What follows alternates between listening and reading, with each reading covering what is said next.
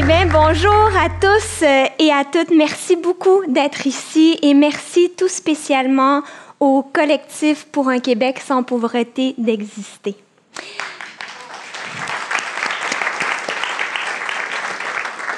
Mais il va où tout cet argent que les gens et les États n'ont plus?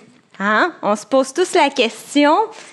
Et bien légitimement, on se pose cette question-là parce que quand on regarde la progression du PIB qui demeure, malgré son caractère dur, le principal indicateur de production de richesse, en tout cas en argent, eh bien, force est de constater que ça n'a pas cessé d'augmenter. Tiens, il y a une petite crise en 2008, mais là, grâce aux fonds publics, on a pu reprendre le bateau, et en fait l'avion plutôt, et continuer dans la même ligne. Donc ça, c'est le calcul de la somme. C'est au niveau mondial, c'est les chiffres de la Banque mondiale. Donc, tout ça pour dire que s'il y a de la pauvreté, c'est pas tendu à un manque de richesse qu'un manque de justice.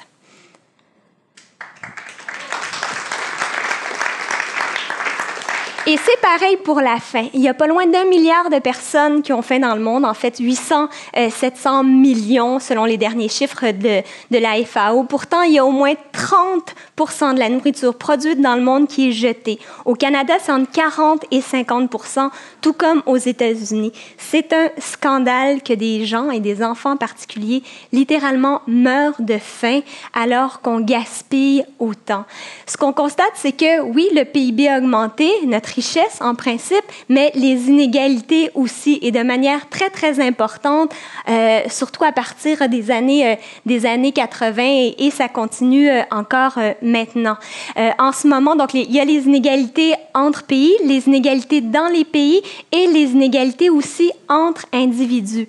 En ce moment, les 3 personnes les plus riches de la planète ont ensemble une fortune qui dépasse le produit intérieur brut des 48 pays les plus pauvres de la planète. On parle d'un rapport de force entre 3 individus versus des millions de personnes. Il y a un livre très intéressant qui a été publié en 2010 par 2 professeurs, 2 chercheurs britanniques de Spirit Level, qui a analysé en fait les effets des inégalités sur la société dans les 23 pays les plus riches. Et fait très intéressant.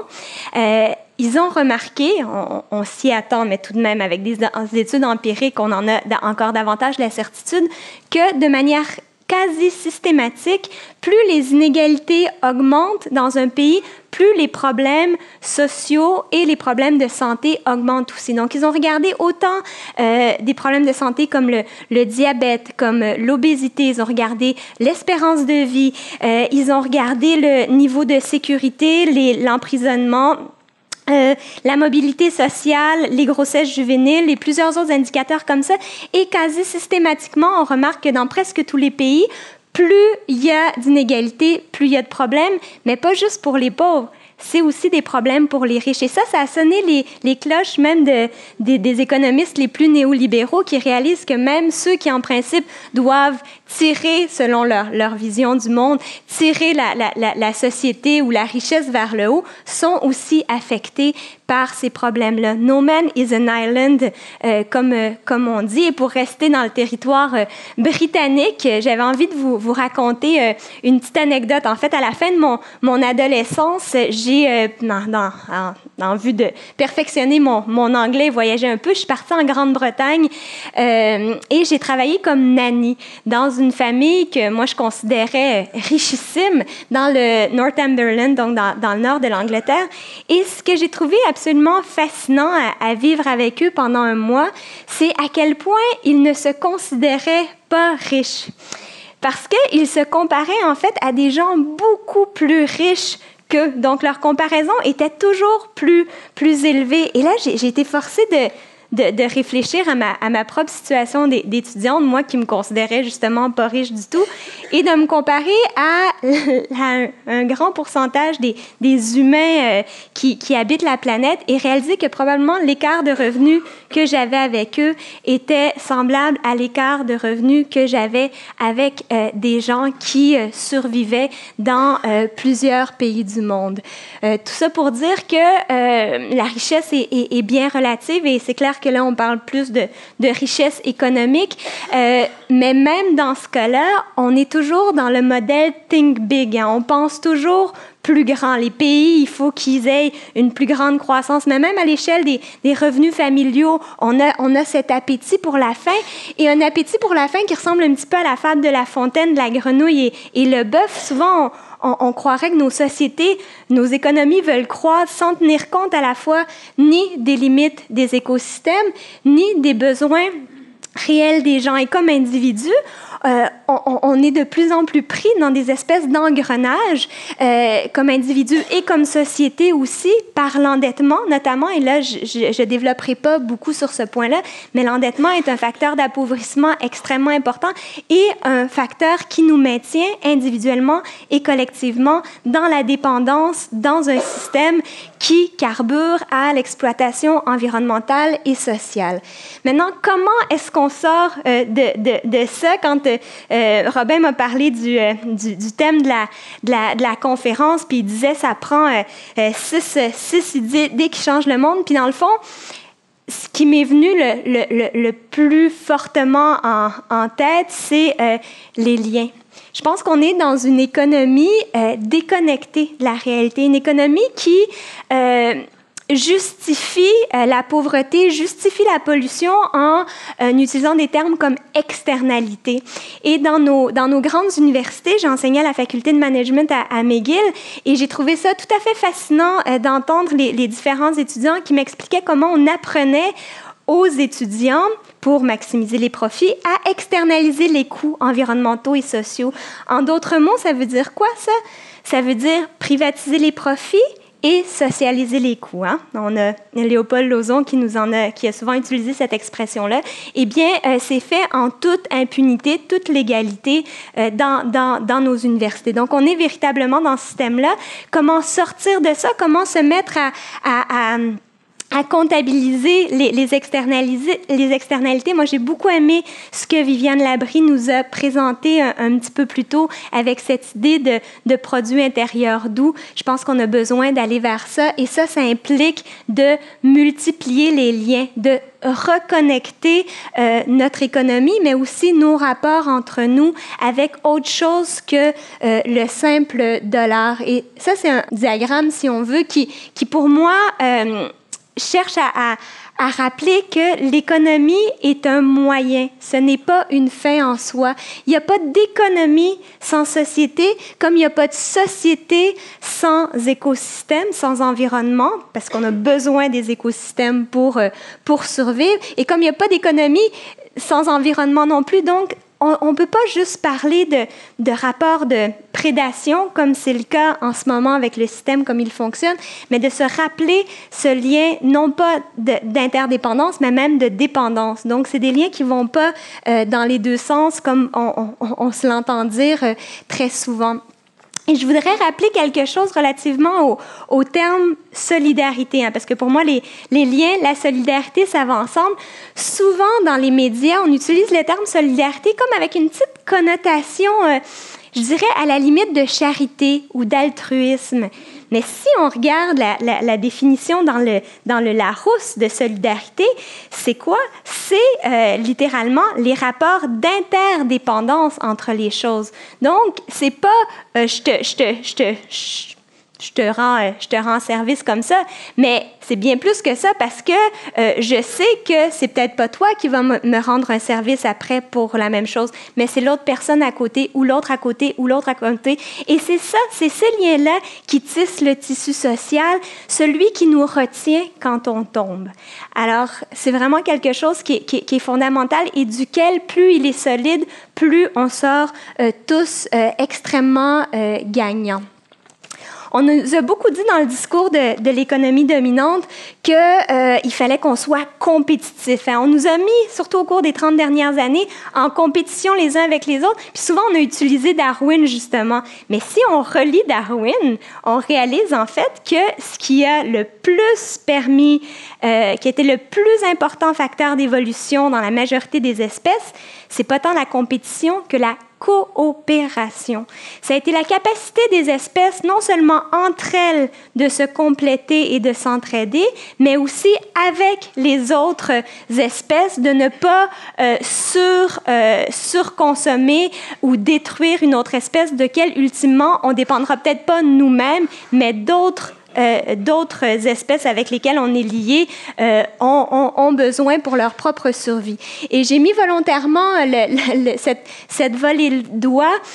Certains d'entre vous le savez peut-être, mais les oies, ce qu'elles ont de particulier, c'est que c'est jamais la même oie qui est en tête. Elles alternent. Donc, je pense que des fois, on doit être... En fait, on est tous appelés à un moment donné ou à un autre à être une oie de tête, mais on est tous appelés aussi des fois à être des oies qui suivent plus par derrière, si on veut que cette solidarité-là se tisse véritablement dans ces liens d'interdépendance.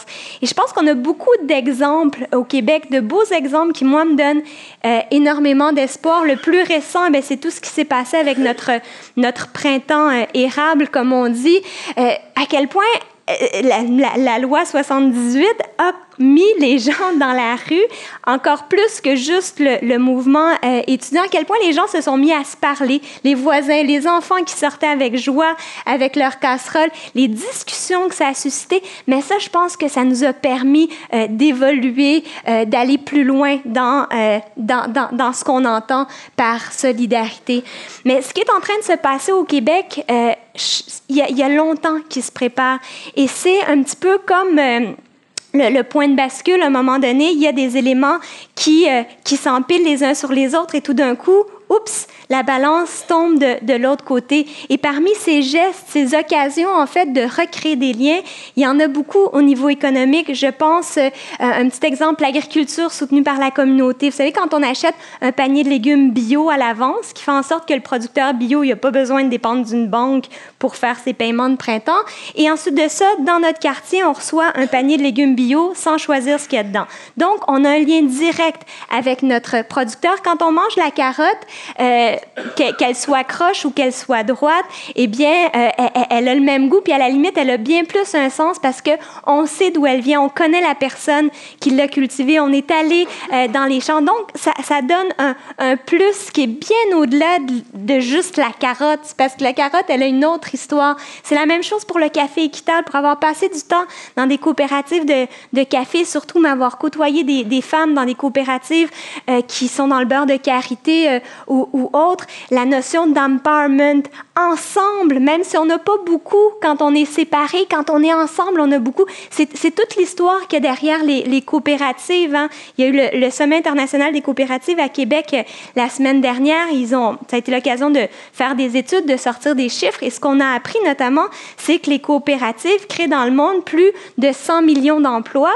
Mais ça, c'est 20% de plus que les compagnies multinationales. Puis on n'en parle presque pas.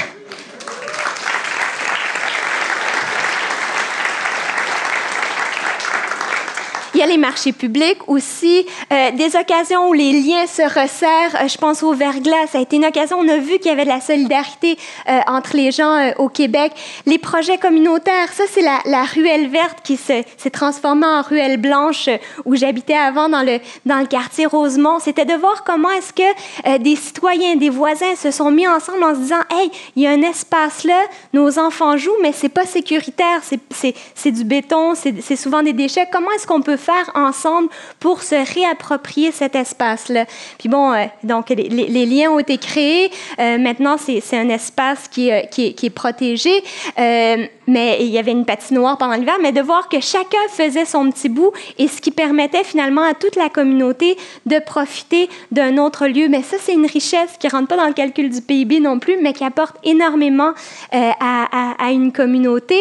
Et les liens qui se tissent à l'occasion de ces projets-là, c'est des liens qui restent encore maintenant. Même si j'habite plus dans ce quartier-là, je connais encore pas mal tout le monde et c'est une occasion de retourner dans un espace où on sent qu'on appartient un peu.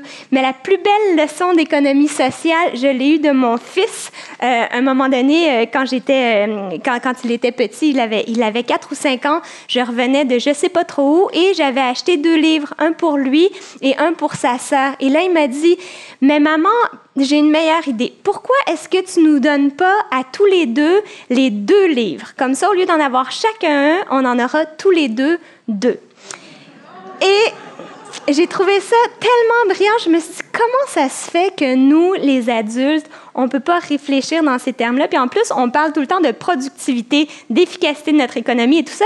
Puis j'ai juste pensé à l'exemple des voitures. Hein. La moyenne des gens paye à peu près 6 000 $ par année pour leur voiture et elles sont stationnées là 95 % du temps sans être utilisée, toute cette matière, tout ça. Si on mettait notre argent ensemble, on pourrait-tu s'en payer un bon système de transport en public pour tout le monde?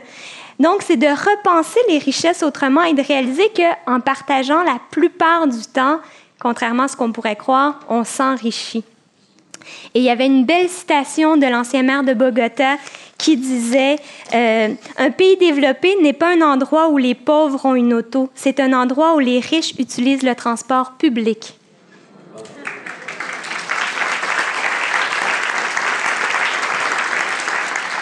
Faut que je fasse vite parce que le temps file.